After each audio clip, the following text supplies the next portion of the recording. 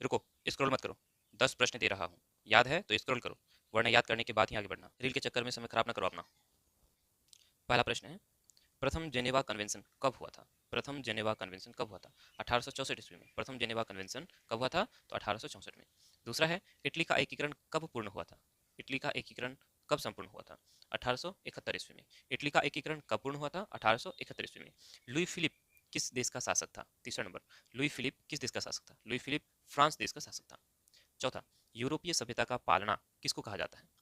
यूरोपीय सभ्यता का पालना किसको कहा जाता है? यूनान को। यूरोपीय सभ्यता का पालना यूनान को कहा जाता है। पांचवा प्रश्न, बोहेमिया किस देश के अधीन था? बोहेमिया किस देश के अधीन था?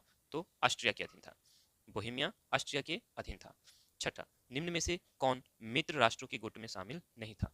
मित्र राष्ट्रों के गुट में शामिल कौन नहीं था? तो जर्मनी। जर्मनी जो है मित्र राष्ट्रों के गुट में शामिल नहीं था। सातवां प्रश्न, 1871 ईस्वी में विलियम प्रथम कहाँ का सम्राट बना? 1871 में विलियम प्रथम कहाँ का सम्राट बना? ये जर्मनी का बना था। 1871 में विलियम प्रथम जर्मनी का सम्राट बना। क्वेश्चन नंबर 8, सार्डिनिया का राजा कौन था? तो सार्डिनिया का जो राजा था वो विक्टर इमेनुअल।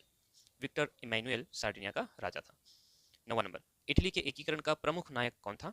इटली के एकीकरण का प्रमुख नायक मेजिनी भी था, काउंट काबूर भी था और गैरिबल्डी भी था।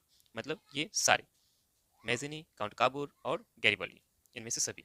इटली के एकीकरण का जो प्रमुख नायक थे वो मेजिनी, काउंट काबूर और गैरिबल्डी। 10वां नंबर, लुई सोलोवे को फांसी कब दी गई? लुई सोलोवे को फांसी कब दी गई? लुई सोलोवे को फांसी 1793 में दी गई। कब दी गई? 1793।